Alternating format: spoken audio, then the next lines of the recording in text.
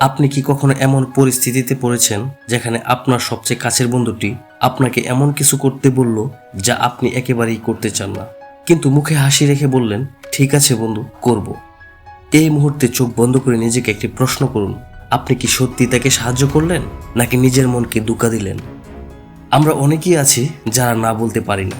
আমাদের মনে ভয় কাজ করে, যদি সম্পর্ক নষ্ট হয়ে যায়, যদি মানুষটা কষ্ট পায়। কিন্তু জানেন কি, এই না বলতে না পারার ভয়েই আমরা নিজেদের জীবনকে অনেক সময় কঠিন করে ফেলি। আজ আমরা এই ভয়কে ভেঙে ফেলব। আজ আমরা শিখব, না বলা মানে অপরাধ নয়, বরং এটি আত্মসম্মানের প্রথম ধাপ। এই ভিডিওটি শুধু একটি পরামর্শ নয়, এটি হতে পারে আপনার জীবনের একটি টার্নিং পয়েন্ট।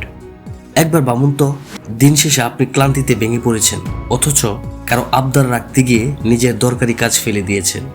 এই জিনিসটা আর কতদিন চলবে? আপনি কি আজীবন অন্যের প্রত্যাশার বোঝা বয়ে নিয়ে যাবেন? একবার ভাবুন, আপনি যদি সাহস করে না বলতেন, তাহলে আপনি সময় পেতেন নিজের জন্য, নিজের লক্ষ্যের জন্য, নিজের শান্তির জন্য। তো চলুন জেনে নেওয়া যাক কেন আমাদের না বলাটা এত জরুরি। এর কিছু গুরুত্বপূর্ণ কারণ আপনাদের উল্লেখ করছি।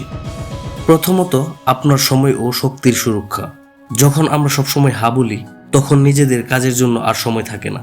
অন্যের কাজ করতে গিয়ে আমরা নিজেদের গুরুত্বপূর্ণ কাজগুলো ফেলে রাখি এবং ক্লান্ত হয়ে পড়ি। কিন্তু না বলতে জানলে আমরা আমাদের সময় এবং শক্তিকে নিজেদের প্রয়োজন অনুযায়ী ব্যবহার করতে পারি। তারপর হচ্ছে মানসিক শান্তির জন্য। অতিরিক্ত কাজের চাপ এবং অন্যের প্রত্যাশা পূরণ করতে গিয়ে আমরা অনেক সময় মানসিকভাবে ভেঙে পড়ি। কিন্তু না বলতে পারলে আমরা নিজেদের উপর থেকে অপ্রয়োজনীয় চাপ কমাতে পারি এবং শান্তিতে থাকতে পারি। ব্যক্তিগত সীমানা রক্ষা। আমাদের সবারই কিছু ব্যক্তিগত সীমানা থাকা উচিত। যখন আমরা সবসময় হা বলি, তখন অন্যরা মনে করে, আরে সে তো করবেই, আর তখনই তারা সেই সীমানা লঙ্ঘন করার সুযোগ পায়। একমাত্র না বলার মাধ্যমেই আমরা নিজেদের সীমানা রক্ষা করতে পারি এবং অন্যদেরও সেটা বোঝাতে সাহায্য করি। নিজের লক্ষ্যের দিকে মনোযোগ। যখন আমরা অন্যের সব অনুরোধ মেনে নিই, তখন আমাদের নিজেদের লক্ষ্য অর্জনে বাধা আসতে পারে।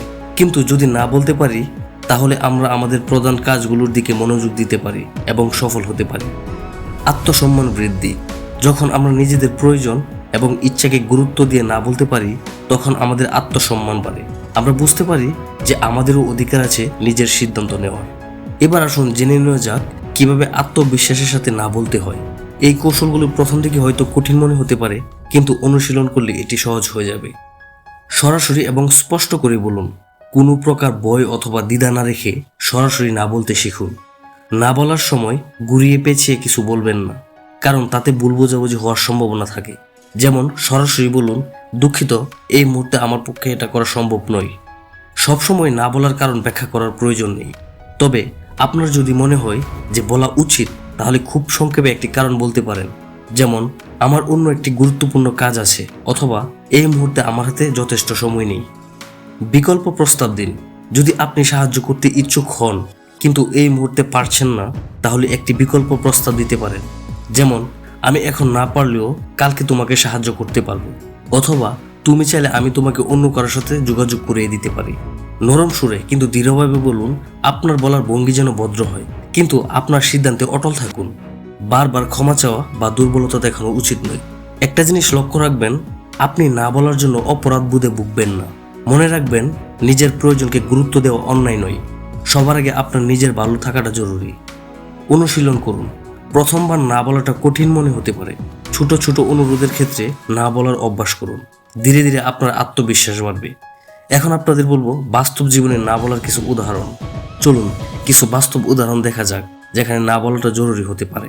কাজের ক্ষেত্রে আপনার বস হয়তো আপনাকে অতিরিক্ত কাজ দিতে চাইছেন, যেটা আপনার ক্ষমতার বাহিরে। এক্ষেত্রে আপনি ভদ্রভাবে না বলতে পারেন। যেমন, স্যার, এই মুহূর্তে আমার হাতে অন্য কাজগুলো রয়েছে, আমি সেগুলো শেষ করে তারপর আপনার দেওয়া কাজটি করতে পারবো। বন্ধুদের ক্ষেত্রে কোনো বন্ধু হয়তো আপনাকে এমন কিছু করতে বলছে যেটা আপনি করতে ইচ্ছুক নন।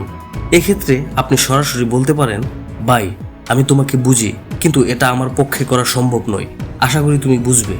পরিবারের ক্ষেত্রে আপনার উপর এমন একটি দায়িত্ব চাপানো হচ্ছে যেটা মানসিক বা শারীরিকভাবে আপনার জন্য চাপ। এক্ষেত্রে বলুন, আমি বুঝি এটা দরকার, কিন্তু আমার জন্য এটা খুব কষ্টকর হবে, আমরা কি অন্যভাবে চিন্তা করতে পারি? বন্ধুরা, মনে রাখবেন, না বলা দুর্বলতা নয়, বরং এটা আপনার আত্মসম্মান এবং আত্মনিয়ন্ত্রণের পরিচয়। না বলতে শিখলে আপনি আপনার জীবনকে আরো সুন্দর এবং সহজ করে তুলতে পারবেন। তাই আজ থেকে ছোট ছোট ক্ষেত্রে না বলার অভ্যাস শুরু করুন। নিজের সময় এবং শক্তিকে বাঁচান এবং নিজের লক্ষ্যের দিকে এগিয়ে যান। একজন মানব না হয়ে একজন আত্মসম্মানী মানুষ হয়ে বাঁচুন। তো এই ছিল আজকের ভিডিওটা যদি আপনাকে একটু হলেও সাহস যোগায় তাহলে একটি না লিখে কমেন্ট করুন, যেন আমরা বুঝি আপনি আজ থেকে স্টেপ নিচ্ছেন। বন্ধুদের সঙ্গে শেয়ার করুন, কারণ হয়তো তাদেরও এই না শেখাটা খুব দরকার।